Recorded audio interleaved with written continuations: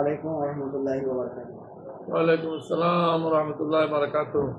সবাই স্বাস্থ্য ভালো আছে? জি আলহামদুলিল্লাহ ভালো। আমি আল্লাহর মেহরবানি ভালো আছি। আল্লাহ দয়া করুক, রহমত করুক, দোয়া করি সবার জন্য। আমরা আজকে আলোচনা করবো ইনশাআল্লাহ কিতাবুস সুলহ সম্পর্কে, সুলহ করা সম্পর্কে। আল্লাহুম্মা সাল্লি আলা সাইয়্যিদিনা মাওলানা মুহাম্মাদিন নবিয়্যিল উম্মি ওয়া আলা আলিহি ওয়া সাল্লিম। আউযু বিল্লাহি মিনাশ শাইতানির রাজিম। বিসমিল্লাহির রহমানির রহিম। আমরা বুখারী শরীফের কিতাবুস সুলহ নিয়ে আজকে আলোচনা করব আল্লাহর মেহরবানি হলে। তো আল্লাহ প্রত্যেকের উপর দয়া করুক, আল্লাহ রহমত দান করুক। সুলহ শব্দের অর্থ হলো বিরোধ মীমাংসা করা। আপোষের মধ্যে দুই দলে, দুই গ্রুপে, দুইজনের মধ্যে যদি কোনো ধরনের সমস্যা হয়ে থাকে, ওইটা মীমাংসা করে দেওয়া, এটা ইসলাম বলতেছে এটা উত্তম, ভালো। ঝড় বিবাদ লেগে থাকে, এটা ভালো জিনিস নয়। এই জন্য সুলহ সম্পর্কে কোরআন শরীফ, হাদিস শরীফের মধ্যে অনেক কথা এসেছে যে সুলহ করলে ভালো। তখন আল্লাহ রাব্বুল আলামিন পবিত্র কোরআন মজিদে বলেছেন, লা খায়রা ফি কাসীরিম মিন নাজওয়াহুম। যারা গোপন বৈঠক করে, গোপন বৈঠকের মধ্যে কোনো উপকারিতা নেই, ওখানে কোনো কল্যাণ নেই, বরং কল্যাণ আছে ইল্লা মান আমারা বিসাদাকাতিন, যারা সদকা করার জন্য নির্দেশ দেয়, আও বিল মারুফিন, ভালো কাজের নির্দেশ দেয়, ও ইসলাম বাইনান নাস, অথবা মানুষের মাঝে সুলহ করে দেয়। চলে দুইজনের মধ্যে আপোষ মীমাংসা করে দেয়, আপোষ করে দেয়। এইটা খুব ভালো জিনিস, খুব ভালো কাজ এগুলা। আমাইয়া পাল জালিকা, যারা এটা করবে দেখা মারদাতিল্লাহে, আল্লাহ রাব্বুল আলামিন সন্তুষ্টির জন্য, ফাসাফা নুতি আজরান আযীমা। রাব্বুল আলামিন বলেন এই সূরা নেসার 114 নম্বর আয়াতে, তাদের জন্য অনেক পুরস্কার রয়েছে, তারা অনেক পুরস্কার পাবে। পবিত্র কোরআন মজিদের অন্য জায়গায় এসেছে সুলহ একটা গুরুত্বপূর্ণ জিনিস। আল্লাহ রাব্বুল আলামিন বলেছেন, ওয়াইন তাইফাতানি মিনাল মুমিনিনা, মুমিনদের দুই দলের মধ্যে ভুল বুঝাবুঝির কারণে যদি কোনো ঝগড়া বিবাদ হয়, কোনো ধরনের কতলে কেতাল হয়, কোনো ধরনের তাদের মধ্যে যুদ্ধ বিগ্রহ শুরু হয়, তখন তাদের মধ্যে একটা তালুর পরে মানে যুদ্ধ শুরু হয়, একে অপরকে হত্যা করে আরম্ভ করে, ফাসলে বাইনাহুমা। তখন আপনাদের কাজ হলো তাদের আগুন জ্বালিয়ে না দিয়ে তাদের মধ্যে আগুন নিভিয়ে দেওয়া এবং তাদেরকে উভয়ের মধ্যে বিরোধ মীমাংসা করে দেওয়া। এটা হলো মুমিনের কাজ। আল্লাহ রাব্বুল আলামিন আর রাসূল করিম সাল্লাল্লাহু আলাইহি ওয়াসাল্লাম বলেছেন, কুল্লু সুলামা মিনান নাসে আলাইহি কুল্লু ইয়াউমিন ইয়াতলাউ ফীহি শামস ইয়ামুল বাইনান নাসি সাদকা। প্রত্যেকদিন মানুষ শান্তি পায় এমন কাজ যারা করবে, মানুষের মধ্যে যারা শান্তি স্থাপন করবে, যেটা রাসূল করিম সাল্লাল্লাহু আলাইহি ওয়াসাল্লামের সুন্নত। দুই দলের মধ্যে বিরোধ হলে রাসূল করিম মিটিয়ে দিতেন, দুই গ্রুপের মধ্যে হলে এগুলো মিটিয়ে দিতেন। এমনকি হাজারা সোয়াদ নিয়ে একটি বড় দ্বন্দ্বের সৃষ্টি হয়েছিল। 4টি দল, 4 গ্রুপ বলতেছে আমরা, এই দল বলতেছে আমরা হাজারা সোয়াদ এখানে আল্লাহর ঘরের সাথে লাগাই দিব, আরেক দল বলতে আমরা দিব, আরেক দল বলতে আমরা। আল্লাহ রাসূল কি করছেন, 4 দল এখানে আসেন, একটি শক্ত পাত্রের মধ্যে ওটা নিয়েছেন হাজার আসওয়াদ, নিয়ে বলছেন 4 জন 4 দিকে ধরো। কি সুন্দর দেখেন, কি সুন্দর রাসূল করিম সাল্লাল্লাহু আলাইহি ওয়াসাল্লাম বিরোধ মীমাংসা করেছেন। সুতরাং বুখারী শরীফের হাদিস 2707 নম্বরে এই হাদিসটি এসেছে। আমরা যা যেটা উল্লেখ করলাম, মীমাংসার জন্য মীমাংসা করে দেওয়া সবসময় ভালো কাজ, এটা মীমাংসা উত্তম কাজ। আল্লাহ রাব্বুল আলামিন বলেন, লাইসাল কাযাবুল্লাযী ইসলাহু বাইনান নাস, যারা মানুষের মধ্যখানে বিরোধ মিটিয়ে দেয়, বিরোধ মীমাংসা করে দেয়, তারা কিন্তু খারাপ মানুষ নয়, তারা ভালো মানুষ, তারা মৃত্যুক নয়।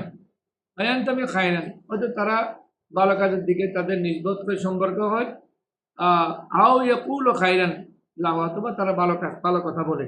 বিরোধ মীমাংসা করলে অনেক কথা বলতে হয়, অনেক কথা বলার মধ্যে তারা যা বলে সেখানে যে ভালো ভালো কাজেই বলে, ভালো কাজেই হয়। আমাদের এই এলাকায় একজন বৃদ্ধ লোক ছিলেন, আমি একবার বিরোধ মীমাংসায় ছিলাম।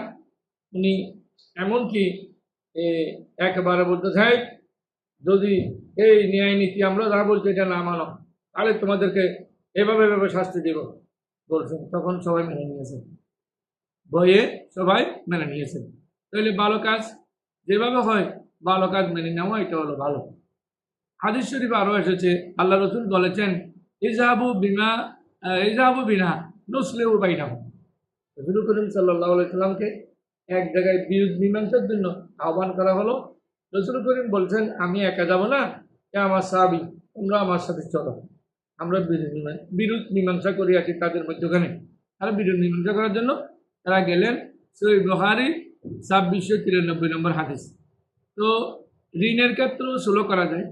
কেউ কারো কাছে ঋণ পাবে, ঋণ দীর্ঘদিন ধরে সে দিতে পারছে না, আসলে তার কাছে টাকা নেই, তখন দু চারজন বসে বা একজন বসে মীমাংসা করে দিতে পারে। মীমাংসা করে বলতে পারে যে আসলে এই ঋণটা সে যখন দিতে পারছে না, 5 লক্ষ টাকা সে ঋণ নিয়েছিল, ওই ঋণের টাকাটা আস্তে আস্তে সেই কিস্তি করে করে বছরে কত দিবে, মাসে কত দিবে, এইভাবে করে দিতে পারে। যদি দেওয়ার ইচ্ছা থাকে তাহলে এইটাও বিরোধ মীমাংসা চাইলে কেউ করে দিতে পারে। কারণ কর্জগুলো সে নিয়েছে, ঠিক আছে, দেওয়ার আশায়, কিন্তু দিতে পারছে না। আরও হাদিস শরীফে এসেছে, বাবুল ইদা আসলাহু আলা সুলহি জৌরিন ফাসলু মরদু। যদি কেউ বিরোধ মীমাংসা করতে গিয়ে উভয় দল থেকে বা যে কোনো একটি দল থেকে উৎকুশ নিয়ে টাকা নেয়, টাকা নিয়ে সে উল্টোপাল্টা বিরোধ মীমাংসা করে দিয়েছে, তাহলে বলতেছেন হাদিস শরীফে এটা ফাসলহু মারদুদুন, ওটা প্রত্যাখ্যানযোগ্য, ওটা ন্যায় বিচার করে না। সেই ন্যায় বিচার না করলে ওটা মানা যাবে না। হুদায়বিয়া সন্ধির মধ্যে রাসূল করিম সাল্লাল্লাহু আলাইহি সাল্লাম অনেকগুলো শর্ত, কাফিরের অনেকগুলো শর্ত মেনে নিয়েছেন। যদিও বাহ্যিক দৃষ্টিতে এই কাফিরদের সাথে এই চুক্তিটা, এই বিরোধ মীমাংসাটা যদিও বাহ্যিক দিক থেকে মুসলমানদের বিরুদ্ধে ছিল, কিন্তু আসলে প্রকৃতপক্ষে এটা মুসলমানদের পক্ষেই ছিল। এটার পর থেকে দলে দলে মানুষ মুসলমান হওয়া আরম্ভ হয়েছে, দলে দলে মানুষ ন্যায় প্রতিষ্ঠার দিকে মানুষ আসতে শুরু করেছে। সুতরাং আমরা আল্লাহর মেহেরবানি হলে, আল্লাহ দয়া করলে, আমরা এখন এই আসলে আমাদের যে মূল কথা এখানে চলে যাচ্ছি, কিতাব সুলহে, বিরোধ মীমাংসা করা, উভয়ের মাঝখানে বিরোধ মীমাংসা করা। বাবু মা যা ফিল ইসলাহে বাইনান নাসি, মানুষের মধ্যখানে বিরোধ মীমাংসা করা, বিরোধ মীমাংসা করে দেওয়া।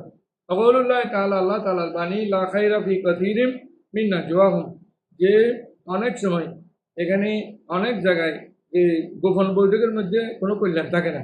ইল্লা মান আমরা বিসাদাকাতিন, যে একমাত্র যারা সাদকার অর্ডার দেয়, সৎকা করার জন্য, দান সৎকা করার জন্য, আও মারুফিন, অথবা ভালো কাজ করার জন্য, আও ইসলাহিন বাইনান নাসে, অথবা মানুষের মাঝখানে যারা বিরোধ মীমাংসা করে দেয়, আল্লাহ এই আইটি তাদের ব্যাপারে, তো এটা ভালো কাজ। বা খুরুজুল ইমাম ইলাল মাওয়াদি লিইসলাহ বাইনান নাসে বিআসহাবিহি। আর এই পর্বটির মধ্যে আছে যে এই পরিচ্ছদের মধ্যে আছে খুরুজুল ইমাম, ইমাম মানে যেখানে বিচারক, নেতা এবং সমাজের কর্তা, উনি বের হবেন এমন জায়গায় যেখানে বিরোধ চলতেছে, লিইসলাহ বাইনান নাসে বিআসহাবিহি, নিজের সঙ্গী সাথীদেরকে নিয়ে। মানে একজনের অনেক সময় বিচার সঠিক হয় না, এই জন্য কয়েকজন মিলে করলে ওই বিচারটা শুদ্ধ হয়, সুন্দর হয়।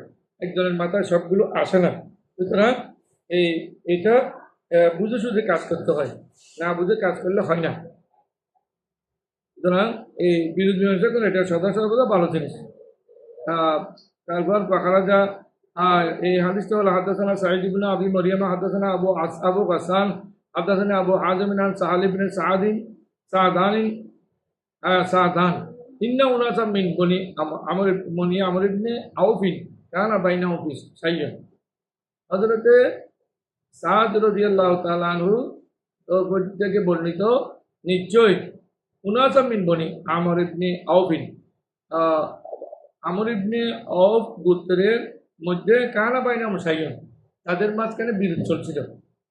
ফাখারাজা ইলাইহিম নবী সাল্লাল্লাহু আলাইহি ওয়াসাল্লাম, ওই বিরোধ মীমাংসা করার জন্য রাসূল করিম সাল্লাল্লাহু আলাইহি ওয়াসাল্লাম গেলেন। ফি উনাসিন, কিছু মানুষ নিয়ে এবং কিছু মানুষ ওখানে রেখে, অর্থাৎ মানুষজন ডেকে আমাদের বাংলাদেশে সালিশ বলা হয়, ওটা মীমাংসার জন্য ওখানে গেছেন। মিন আসহাবিহি, আর বন্ধু বান্ধবদেরকে নিয়ে, ইউসলিহু বাইনাহুম, যে তাদের মাঝখানে উনি ফয়সালা করে দিবেন, এই জন্য বিরোধ মিটিয়ে দিবেন। ওয়াহাদারাতিস সালাত, নামাজের টাইম হয়েছে। আলাম ইয়াতিন নবী সাল্লাল্লাহু আলাইহি ওয়াসাল্লাম, নবী করিম সাল্লাল্লাহু আলাইহি ওয়াসাল্লাম তখন আসতে পারেন নাই, দেরি হয়ে গেছে। বাদ জানা বেলালুন বিস সালাত, তখন হযরত বেলাল রাদিয়াল্লাহু তাআলা নামাজের জন্য আযান দিয়ে ফেলছেন। কলমিয়াতিন নবী সাল্লাল্লাহু আলাইহি সাল্লাম, নবীজি তো 5 ওয়াক্ত নামাজ পড়াইতেন, কিন্তু হঠাৎ করে নবীজি আসতে পারেননি। ওই মীমাংসার জন্য যেখানে গিয়েছেন সেখানে দেরি হচ্ছে। রাজা ইলা আবি বকরি, তখন হযরত বেলাল রাদিয়াল্লাহু তাআলা আবু বকর সিদ্দিক রাদিয়াল্লাহু তাআলার কাছে গেলেন। ফাকালা, বললেন, ইন্না নবী সাল্লাল্লাহু আলাইহি ওয়াসাল্লাম হুবিসা, যে নবী করিম সাল্লাল্লাহু আলাইহি সাল্লাম যে মীমাংসা করতে গেছেন ওখানে দেরি হচ্ছে, ওখানে নবীজি আটকা পড়েছেন, মানে ওই মীমাংসা করতে বিলম্বিত হচ্ছে। তখন হযরত সালাতু, এদিকে নামাজের টাইম হয়ে গেছে।